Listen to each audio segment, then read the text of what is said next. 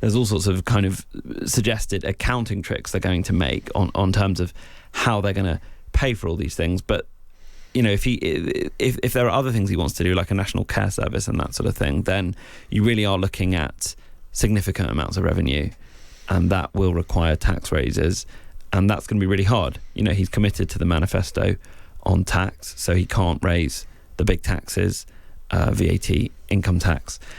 So he'll have to find other ways to raise the money if he really, really is committed to all these things. Andy Burnham isn't wasting any time in office. 4 days into the job, this morning he's unveiled a cut to business rates by 20% for pubs, clubs and live music venues. It will come into force in April 2027. Labour's Chief Secretary to the Treasury, Emma Reynolds, spoke to Times Radio Breakfast. This is a fully funded, and as been the case with the other announcements this week, reprioritising funding. So we'll do that in a couple of ways. As you say, the first way is to look at the businesses on the high street that cause social harm, such as vape shops. We want to look at, should they really receive business rate relief? Well, she went on to say then, we're not setting out the full details today. We'll do that at the budget. We'll come to what details we have on this in a minute. But first up, Sarah, it's incredibly Andy Burnham to go, let's help out the clubs. Let's help out the hacienda. Now I'm in the job for 3 days. Yes, it is. But also, it's a good policy. It's I am very pro, big up the pubs, clubs and cafes, squeeze the vape shops. Yes, please, inject it into my veins. That's what I want to happen. Yeah, I think if you're injecting it into your veins, it's neither a pub or a vape shop, but something altogether more worrying. I'm not sure she'd be eligible for a tax break. What do you think, Josh? I mean, it's very on brand for Burnham, but maybe it's a good thing for Britain. It's interesting, isn't it? Because Andy Burnham's two big marquee policy announcements this week are a cut on energy bills and a cut on business rates, both of which the Starmer and Reeves government have done over the last 6 months. So he's really, in policy terms, it's actually a lot of continuity from 6 months ago. Starmer was talking about the cost of living being his North Star of his government.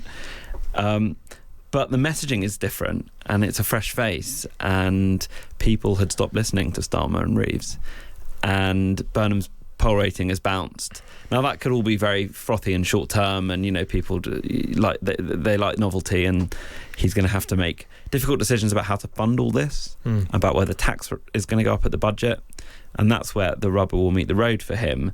But it is just quite interesting how you can basically do the same policies or very similar policies, and people say, "Oh, isn't this lovely?" When Starmer and Reeves did it, I'm not even sure we talked about it. They'd lost people's attention. I mean, we'll come to the funding in a moment, but I mean, I'm interested in to what extent it is really a continuation. So, UK Hospitality, which is the trade body for the industry, has said that more than 100,000 jobs have been lost in the sector since Rachel Reeves' 2024 budget.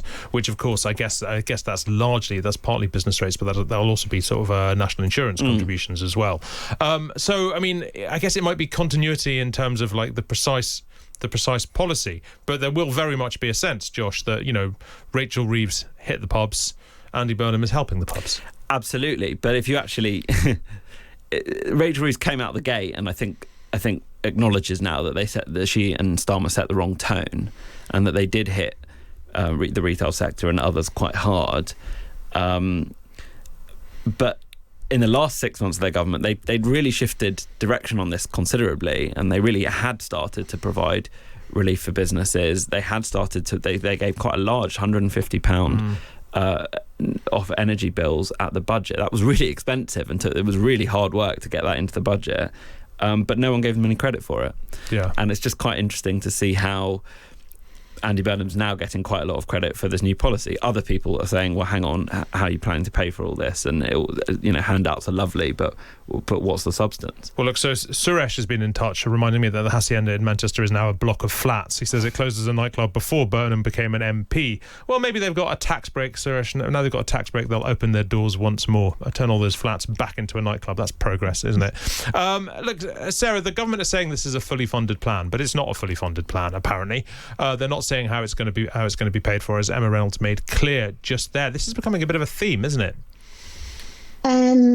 Yeah, it is. I guess I'm not completely against the idea that we should wait for full details until the actual budget and things will be worked out then. Obviously, there is a sense in which this can all just be like a very nice shopping list that never actually comes to fruition. But I will say, like, on top of what Josh was saying, targeted tax breaks at pubs especially is, and you know, that I have been a little bit nose-holdy about the whole, ooh, I'm not a Londoner, look at, you know, I'm so different shtick. But this is a policy that is genuinely good for rural areas and for, you know, places outside of London. So like I grew up in a small village, very rural area. The pub is the centre of that village. You know, like obviously church going's declined. The shops in lots of the villages around where I live have closed or are held together by volunteering schemes. The pub is where you go to see people, meet people, organise your life and keep in touch with people, if you live in the countryside especially. And it's, you know, I was talking to the landlord last time I was there, and it's really, really brutally difficult to turn a profit if you're running a business like that. It's just hard. And anything that is going to keep pubs alive is going to be good for, you know, rural well-being, rural health, rural productivity as well, because that's where you go and hire a tradesman. I mean, I think this is probably a very smart thing to do. Josh, let's turn to the funding directly, because I mean, Andy Burnham is making a bit of a habit already, or only 2 days into the job, of being a bit vague about where the money's going to come from, isn't he? And I mean, can he just keep doing that indefinitely until the budget, or are the markets going to start getting jittery? It's not just the markets getting jittery, the Treasury officials will start getting jittery as well, because they do need to actually do the sums on this. And this was always a distinct possibility, that they didn't really have enough time to prepare these policies for you know, for them to come out oven baked, so to speak. So in a sense, this is really, as Sarah points out, it's really almost a shopping list. It's messaging.